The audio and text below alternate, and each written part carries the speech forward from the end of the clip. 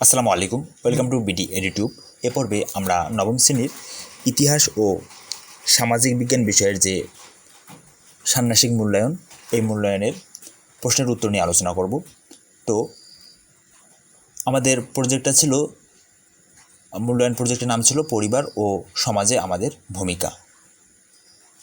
এরপরে আমাদের যে কাজটা বলছে যে চলো একে অপরের পরিবার সম্পর্কে জানি। তো এর উত্তরটা হচ্ছে যে আমার পরিবারের সদস্যদের ভৌগোলিক, সামাজিক, সাংস্কৃতিক ও রাজনৈতিক প্রেক্ষাপটে আত্মপরিচয়।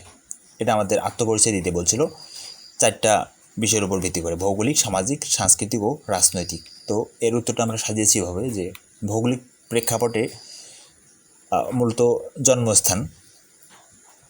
তো আমরা এখানে লিখেছি যে আমার পরিবারের সদস্যরা বাংলাদেশের চট্টগ্রামে জন্মগ্রহণ করেছেন। বর্তমানে আমি এবং আমার পরিবারের সকল সদস্য বাংলাদেশের রাজধানী ঢাকায় বাস করি। তো এভাবে আপনারা আপনাদের স্ব জন্মস্থান এবং বাসস্থানের নাম দিতে পারেন। এরপর হচ্ছে সামাজিক প্রেক্ষাপট। সামাজিক প্রেক্ষাপট কি?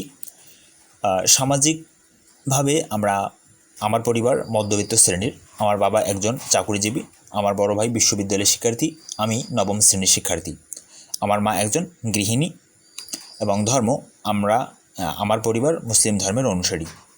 এটা হচ্ছে সামাজিক প্রেক্ষাপট। এরপর আছে সাংস্কৃতিক প্রেক্ষাপট। সাংস্কৃতিক প্রেক্ষাপট হচ্ছে যে ভাষা, আমরা কোন ভাষায় কথা বলি। আমার পরিবারের সবাই বাংলা ভাষায় কথা বলে। দ্রুততার কারণে আসলে একটু ভাষাগত মিস্টেক বা বানানের মিস্টেক হতে পারে, তো এই বিষয়গুলো একটু খেয়াল রাখবেন। এরপর আছে রীতিনীতি। রীতিনীতি কি? আমার পরিবারের সবাই আমাদের ধর্মীয় ও রাষ্ট্রীয় রীতিনীতি পালন করে।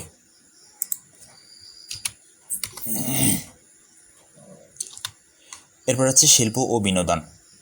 আমাদের পরিবারের সকলেই নাচ, গান, খেলাধুলা, ক্রিকেট, ফুটবল ইত্যাদি দেশীয় শিল্প ও বিনোদন উপভোগ করে।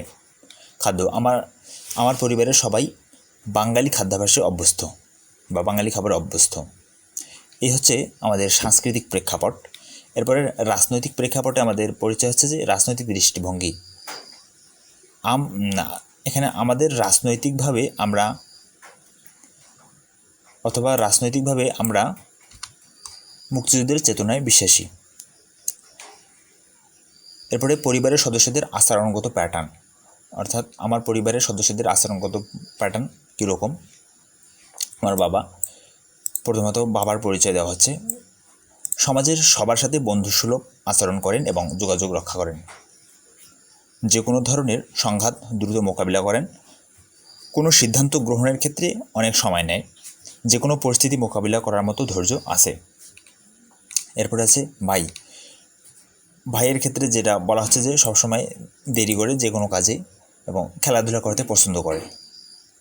আমি নিজে খেলাধুলা একটু বেশি করি, অল্পতেই ধৈর্যহারা হয়ে পড়ি। তো এরকম আপনারা আপনাদের নিজস্ব যে আচরণগত বৈশিষ্ট্য আছে সেগুলো লিখবেন। মা সবসময় মানুষকে সাহায্য করতে ইচ্ছুক এবং পরিশ্রমী। এরপরে যে আমাদের কাজ সেটা হচ্ছে যে নিজ ও সহপাঠীর পরিবারের আচরণের বৈচিত্র্য, অর্থাৎ আমার নিজের এবং আমার যে সহপাঠীর কথা বলা হয়েছে সেই সহপাঠীর পরিবারের লোকদের মধ্যে আচরণগত বৈশিষ্ট্য সেটা আমাদের এখানে লিখতে হবে। তো এই কাজটা করার জন্য প্রথমত আমাদেরকে 4 জনের একটা দল গঠন করতে হবে, যেটা আমাদের প্রশ্নে উল্লেখ আছে। এরপরে আছে আমাদের যে একটা থিম দেওয়া আছে, আপনারা নিশ্চয়ই দেখেছেন প্রশ্নটা এর আগে। তো এই থিমের আলোকে তথ্য সাজাতে হবে। তো কীরকম আমরা এখানে এটা সাজিয়ে দিয়েছি, একটু নমুনা আপনারা দেখতে পারেন। আমার ও সহপাঠীর পরিবারের সদস্যদের ভৌগোলিক, সামাজিক, সাংস্কৃতিক ও রাজনৈতিক প্রেক্ষাপটে বৈচিত্র্য। কীরকম বৈচিত্র্য? যেমন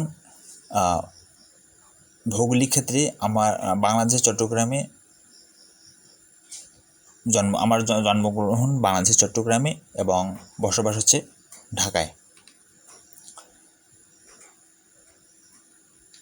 আর অপরদিকে আমার সহপাঠীর যে জন্মগ্রহণ সেটা হচ্ছে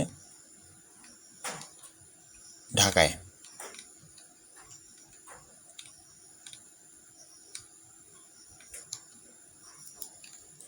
এটা হচ্ছে বৈচিত্র্য।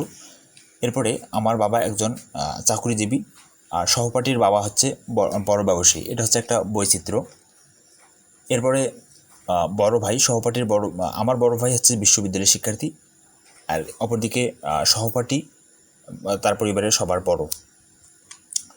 আবার আমার পরিবারে মধ্যবিত্ত শ্রেণীর এবং আমার সহপাঠীর পরিবার হচ্ছে উচ্চবিত্ত শ্রেণীর, এটা একটা বৈচিত্র্য।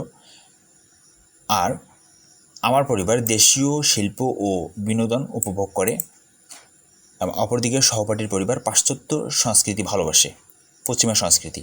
তো এটা হচ্ছে আমার এবং আমার সহপাঠীর মধ্যে বৈচিত্র্য। তো এটা হচ্ছে আপনার একটা নমুনা। এই আলোকে আপনারা আপনাদের মতো করে লিখবেন। আপনি এবং আপনার সহপাঠী যেরকম বৈশিষ্ট্য ধারণ করে সেই অনুযায়ী আপনাকে লিখতে হবে। তো এরপরে আছে আমার পরিবারে আমার অবস্থান ও ভূমিকা, যেটা আমাদের গ নম্বরের কাজ বলছে। তো দেখেন, এক্ষেত্রে উত্তরটা এরকম হতে পারে যে আমি নবম শ্রেণীতে পড়ি এবং আমি আমার পরিবারের সকলের ছোট, অর্থাৎ আমি আমার পরিবারের সবচেয়ে ছোট সদস্য। আমি আমার পরিবারের সকল সদস্যদের বিভিন্ন কাজে সাহায্য করি, এটা অবস্থান গেল। এরপরে আছে ভূমিকা, বিভিন্ন কাজে সাহায্য করি, আমাদের পোষা বিড়ালটির যত্ন নেই, পরিবারের সদস্যদের সাথে সম্মানজনক আচরণ করি, এটা হচ্ছে আমার পরিবার আমার ভূমিকা। এরপরে কাজ হচ্ছে জোড়া গঠন ও প্রশ্ন তৈরি। কি বলছে আমাদেরকে, যে বাংলা নববর্ষ সম্পর্কে যে প্রতিবেদনটা দেওয়া হয়েছিল, এই প্রতিবেদন থেকে আমাদেরকে প্রশ্ন তৈরি করতে বলা হয়েছিল। তো এখানে আমরা কিছু প্রশ্ন তৈরি করেছি এবং নিচে উত্তরগুলো দেওয়া আছে। তো প্রশ্নগুলো হচ্ছে এরকম যে বাংলা নববর্ষ কবে শুরু হয়েছিল এবং এর ইতিহাস কী, নিচে উত্তর দেওয়া আছে, আপনারা দেখে নিতে পারেন। এরপরে আছে পহেলা বৈশাখ কেন উদযাপন করা হয়, বাংলা নববর্ষের সাথে যুক্ত কিছু ঐতিহ্যবাহী রীতিনীতি কী কী, এরকম কিছু প্রশ্ন এখানে দেওয়া আছে উত্তরসহ, আপনারা দেখে নিতে পারেন। এরপরে যে কাজ সেটা বলা আছে যে পহেলা বৈশাখ উদযাপনে প্রকৃতি ও সমাজের প্রভাব শীর্ষক একটি প্রতিবেদন লিখব। অর্থাৎ পহেলা বৈশাখ উদযাপনে প্রকৃতি ও সমাজের প্রভাব, এই শিরোনামে একটা প্রতিবেদন লিখতে হবে। এই প্রতিবেদনে নিচের দুটি বিষয়ে উদাহরণ সহকারে যুক্তি দিয়ে খাতা উপস্থাপন করতে হবে। এই যে 1 নম্বর এবং 2 নম্বর যে বিষয়টা, এই দুটো বিষয়কে উদাহরণ সহকারে যুক্তি দিয়ে উপস্থাপন করে আমাদের এই প্রতিবেদনটা লিখতে হবে। তো এখানে প্রতিবেদনটা লেখা আছে, আপনারা দেখলে বুঝতে পারবেন।